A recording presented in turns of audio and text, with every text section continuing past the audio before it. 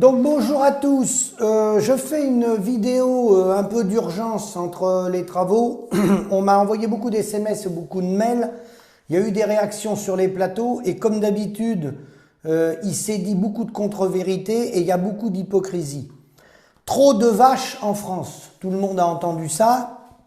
Ça choquait bon nombre d'éleveurs, c'est pour ça que vous avez essayé de me joindre. Donc je vais essayer de faire ça le plus court possible, c'est un sujet assez vaste. Et ne passons pas à côté de la manipulation permanente de certains journalistes ou du président de la Cour des comptes. En fait, si vous voulez, c'est très simple. L'écologie sert de prétexte aux partisans du libre-échange, dont Pierre Moscovici, ancien responsable socialiste. Il faut bien le préciser, c'est important. C'est un responsable, c'est quelqu'un qui a été au Parti socialiste toute sa vie, député du Doubs. Il a été commissaire européen et c'est lui le président de la Cour des comptes. Et c'est pas par hasard, vous allez comprendre pourquoi, si ça vient de la Cour des comptes. Ancien commissaire européen, retenez bien ça, président de la Cour des comptes. Ce monsieur Moscovici, qui a trahi les paysans, pas que les paysans, partisans du libre-échange, il confond son emploi à la Cour des comptes avec son rôle de mondialiste pour continuer d'appauvrir les éleveurs, non seulement français, mais là ça concerne l'ensemble des éleveurs, les éleveurs européens. C'est la raison pour laquelle, depuis 2019, vous avez entendu parler que les agriculteurs en Hollande ont bougé, ont manifesté, même si tout n'est pas parfait. Il y a certains pays européens où il y a une partie d'agriculture qui est intensive, notamment dans le hors-sol. Bon, c'est principalement d'ailleurs où les élevages sont concentrés, où il y a des pollutions, par exemple en Hollande. Mais là, ça n'a rien à voir. Les bovins, c'est les bovins qui sont principalement en prairie, ça n'a absolument rien à voir. Donc, il ne faut pas passer à côté du sujet. Donc, je vous rappelle que les Hollandais ont bougé, ils prévoyaient moins 30% là-bas d'élevage en Hollande. Et le projet, c'est de passer de 17 millions de tonnes à 13 millions de tonnes en Europe, de faire baisser le troupeau français, pardon, là, excusez-moi, de 17 millions à 13 millions. Donc, pourquoi on en est là? C'est que la Commission européenne avait signé un accord avec le Mercosur. Alors, il n'y a pas que le Mercosur qui nous envoie de la viande, mais là, on parle du Mercosur principalement, le 28 juin 2019. Et là, le 25 mai, ils doivent en reparler. Parce qu'il y avait pas mal d'opposition et ce traité de libre-échange du Mercosur, il avait été plus ou moins mis en stand-by, il n'avait pas produit ses effets à cause du Covid. Et les oppositions dans de nombreux pays. Que prévoit cet accord? Il prévoit en gros 99 000 tonnes équivalent carcasse de viande bovine qui viendrait principalement du Mercosur, Brésil, Argentine, voilà, avec des droits de douane réduits. Donc, quelques chiffres pour bien comprendre.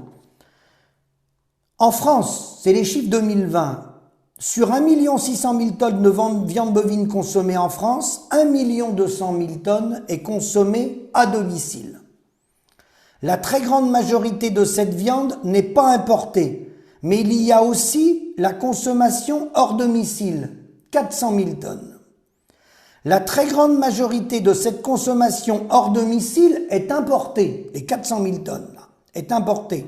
Mais les importations viennent de l'Union européenne, qui viennent chez nous en France, à 92%, proviennent de l'Union européenne. Il s'agit donc, pour monsieur Moscovici, président de la Cour des comptes, non seulement de peser sur les prix en France, mais également sur tous les pays européens. À terme, l'Union européenne pourrait passer des importations donc vers la France, pourrait passer de 92% à 67%, et la partie qui viendrait plus des pays européens passerait de 8% à 33%. Il s'agit donc de déshabiller les agriculteurs européens. Ceci est l'illustration même d'arguments écologiques à des fins mondialistes. Ils se servent d'arguments écologistes alors que le but du jeu, c'est la théorie de Ricardo des coûts comparatifs, de faire baisser les prix de la viande, ça baisse d'ailleurs, viande bovine ou mouton, et ça baisse, mais ça va baisser pas qu'en France, au niveau européen. Au niveau européen. Donc, ce qui est très important de comprendre, c'est que quels que soient les pourcentages, vous voyez, sur la partie hors domicile, il y en a 92% qui vient des pays européens. Il n'en venait pas encore des quantités si importantes que ça. Mais ce qu'il faut retenir, c'est pas que les chiffres. Parce que dans le modèle de la libre circulation des biens, des hommes, des marchandises et des capitaux, tel que la Commission européenne a la main et l'impose aux États membres, hein, donc l'Europe de Maastricht, et non plus Maastricht, c'est le coup de trick, c'est que même s'il y a des faibles pourcentages d'importation, là il en prévoit des conséquents, mais même s'ils sont faibles, le fait d'importer sert d'argument pour faire baisser les prix. Et il faut savoir qu'en termes d'échange au niveau mondial, vous pouvez, en termes de denrées agricoles, ils s'échangent parfois moins de 10% à travers le monde d'un produit agricole, parfois moins de 10%. C'est des faibles en quantité, ça peut être faible, mais ça sert de prix d'appel et de prix de référence. Et c'est ça qui est grave, c'est qu'avec quelques importations, ça sert de prix de référence. Et le but du jeu, il n'y en a qu'un seul, c'est de faire baisser les prix. Donc, quelques derniers chiffres, il y a environ 80 000 producteurs de viande bovine en France, alors pas spécialisés viande, ils ne vivent pas que de la viande, ils ont également d'autres productions à côté, ils appellent ça, ils les mettent dans la rubrique polyculture élevage, mais il y en a environ 80 000. Je peux vous dire de façon certaine qu'eux, ils sont dans la case des 100% qui gagnent moins du SMIC, ceux qui n'ont que de la viande bovine. Ils sont en dessous 1709 €. Ça, j'en suis certain. Donc cet appauvrissement, d'où il vient? Il vient tout simplement des prix. Il vient de ces mécanismes-là de libre-échange. C'est ça qui a appauvri les producteurs de viande bovine. Le débat, il est là. Et vous voyez, bravo monsieur Moscovici, Parti Socialiste, bravo. Bravo le Parti Socialiste. Vous voyez comment il manœuvre. Ce sont des libéraux au même titre que les républicains quand ils ont été au pouvoir. C'est exactement les mêmes politiques, exactement. Donc je terminerai ma vidéo, beaucoup d'hypocrisie, vous voyez, hein, un coup de fusil qui vient de la Cour des comptes. Donc il va travailler, il va donner un coup de main à la Commission européenne qui veut continuer d'appauvrir les paysans à travers les prix. Parce que là, c'est à travers les prix. Le but du jeu, c'est de faire baisser les prix. Sachant que les prix, vous savez très bien, qu'en viande bovine, vous ne pouvez pas en vivre puisqu'on n'a pas le coût de production.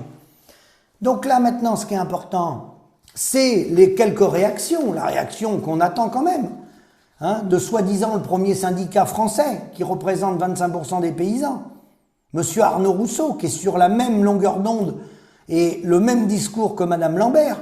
La Cour des comptes préconise la baisse du nombre de bovins. Le président de la FNSEA se dit agacé et blessé. Voilà. Hein? Donc il dit l'agriculture doit fournir un effort. L'alimentation des vaches est directement liée à leur production de méthane. Bon, il précise quand même qu'une production plus autonome, des bêtes plus à l'herbe, sortent moins de méthane que dans les élevages intensifs lorsque les vaches laitières sont sur des rations principalement maïs-soja. C'est un peu bizarre pour quelqu'un qui est président du groupe Avril. Donc il tient un peu un double discours, complètement un double discours. Alors, il aurait été bon, parce qu'il a parlé, il fait semblant, il joue le double jeu, comme d'habitude, hein, il joue le double jeu, le double discours, pas un mot de la loi Egalim, parce que la loi Egalim était censée rémunérer les producteurs de viande bovine pour essayer de se préserver de tous ces accords de libre-échange qui, encore, je vous le dis une fois, peuvent représenter de faibles pourcentages, mais servent de prix de référence. C'est ça qui est grave. Rien sur la loi Egalim. La politique agricole commune défavorable aux producteurs de viande depuis 1992, mais là, ça s'est aggravé. La dernière PAC s'aggrave. Elle n'est pas du tout favorable aux éleveurs. Hein. Donc c'est un véritable scandale. Et donc, pourquoi hypocrisie?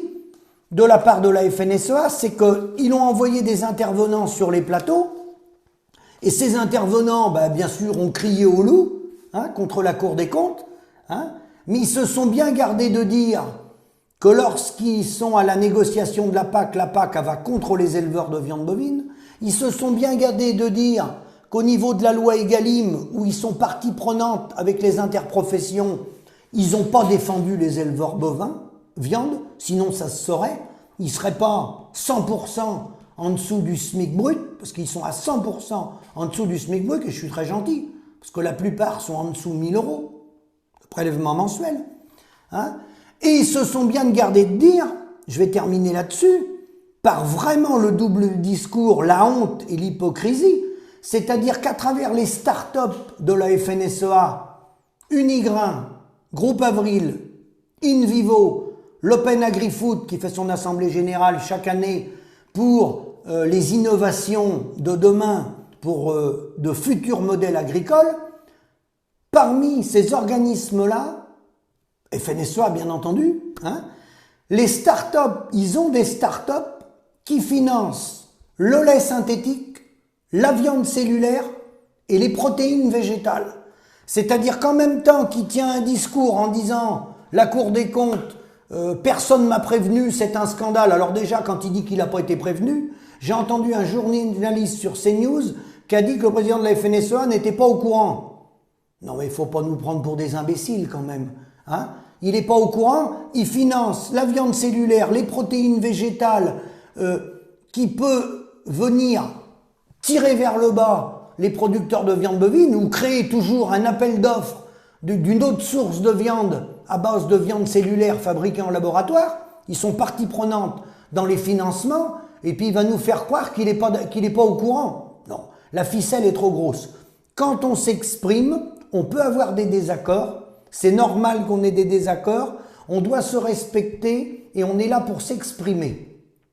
Mais qui mettent carte sur table et qui l'expliquent, notamment aux JA qui sont dans les nuages, les jeunes agriculteurs, le syndicat JA, et qui leur s'explique le financement des sociétés. Emertech, Bon Vivant, je ne vais pas toutes les citer. Faut qu'il explique qu'à travers Unigrain et ses sociétés, ils mettent de l'argent dans la viande cellulaire et dans les protéines végétales. Ils mettent de l'argent. Donc le voyage de Bruno Le Maire, il n'a rien de spectaculaire. Rien du tout. Puisque la FNSEA est partie prenante dans ces projets-là. À travers des start-up. Pas le bureau de la FNSEA directement. Mais des bras, des sociétés. Voilà. Donc, on doit avoir un discours de vérité. On ne peut pas faire croire qu'on défend les éleveurs et on leur tire une balle dans la tête. Mais je pense que vous vous en rendez compte. Les éleveurs de viande bovine ne sont pas idiots. Je pense que ce que je dis coule du bon sens parce que vous voyez très bien vos situations économiques. Si ces gens-là vous défendaient, je pense qu'il y a longtemps que vous vous en seriez aperçu. Bon, mais la ruse politique de ces gens-là, c'est qu'ils sont en permanence dans le double discours. Et quand vous les croisez dans les départements et quand ils sont dans les ministères, c'est pas les mêmes bonhommes. Voyez, vous avez le bonhomme que vous croisez dans votre département, qui va tenir une assemblée générale et qui va faire semblant de défendre les éleveurs, mais quand il va être à Paris avec les sociétés Unigrain, InVivo, Groupe Avril, j'en passe et des meilleurs, et les multiples sociétés qu'ils ont montées en France et à travers le monde, parce que là, la viande du Mercosur, il y en a une partie, elle est nourrie, ils sont nourris les bovins par des aliments du Groupe Avril. Il y a des sociétés du Groupe Avril qui sont rendues là-bas, en Amérique du Sud, qui nourrissent les animaux qui vont revenir chez nous. Donc, soyons sérieux, soyons honnêtes, disons la vérité, on est dans la financiarisation de l'économie agricole, et ce qui a tué beaucoup le monde agricole et les agriculteurs, justement, c'est le modèle industriel. C'est l'industrialisation de l'agriculture qui a tué les paysans. Il est là le problème. Et là, ils veulent continuer avec leur accord de libre-échange pour une seule et unique raison. Faire baisser les prix. C'est tout. Cherchez pas plus loin, les gars. Faire baisser les prix. Et là, le but du jeu, c'est pas que les vaches elles pètent et elles font des rots et elles produisent du méthane. Ça, c'est pour faire diversion. Le but du jeu, les gars, Mercosur, faire tourner les startups qui ont été montées par la FNSEA, faire baisser les prix, continuer de nous appauvrir. Alors, je ne sais pas jusqu'où que ça va aller, parce que je pense que les comptes sont à sec, malheureusement, dans l'élevage bovin. La situation est dramatique. Je vous remercie, à bientôt.